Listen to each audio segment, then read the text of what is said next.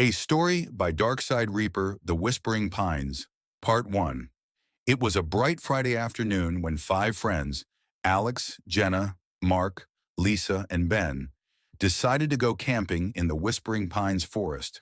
They had heard stories about the beauty of the place, its serene lakes and the clear night skies perfect for stargazing. What they didn't know was that Whispering Pines held a dark secret. After a few hours' drive, they arrived at the campsite. They set up their tents, built a campfire, and laughed as they told stories and roasted marshmallows.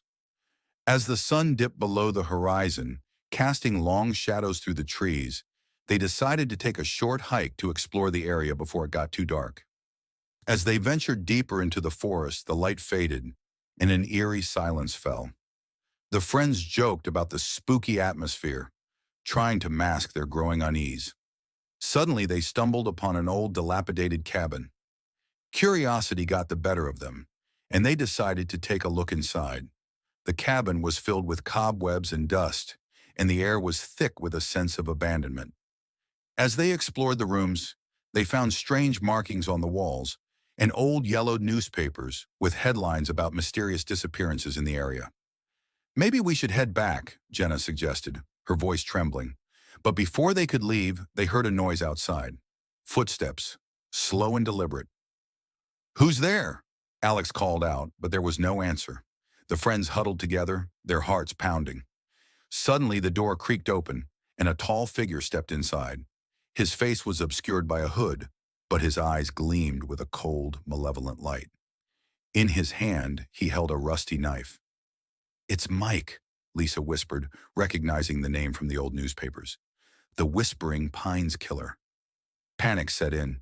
They scrambled to escape, but Mike was fast, blocking their path and slashing wildly with his knife. Mark managed to push past him, grabbing a piece of broken wood as a makeshift weapon. "Run!" he shouted to the others. They dashed out of the cabin and into the dark forest, with Mike close on their heels. The forest, once a place of beauty, now felt like a maze of shadows and dangers. Alex tripped over a root and fell, but Ben helped him up, urging him to keep going. They could hear Mike's footsteps growing closer. Their breaths were ragged, their bodies aching from the effort of running. They knew they had to find a place to hide or a way to fight back. "Over here!" Jenna pointed to a rocky outcrop with a narrow crevice. One by one, they squeezed inside, holding their breath as Mike approached. The killer stopped, looking around. His breathing was heavy, and he muttered to himself. For a moment, it seemed like he might leave, but then he turned toward the crevice. come out, wherever you are," he sang softly, his voice chilling. Just as he was about to reach into the crevice, they heard the distant sound of sirens. Someone must have reported their absence, and the authorities were on their way. Mike cursed under his breath and fled into the woods. The teens waited, hearts pounding, until they were sure he was gone. Then they emerged, exhausted but alive. The police arrived soon after, and the friends told their story. The officers searched the area but found no trace of Mike.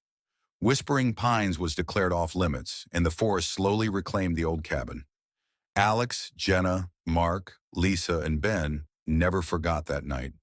They returned home, grateful to be alive but forever haunted by the memories of their encounter with Mike, the Whispering Pines Killer. The forest remained a place of beauty, but its shadows held a darkness that no one could ever forget.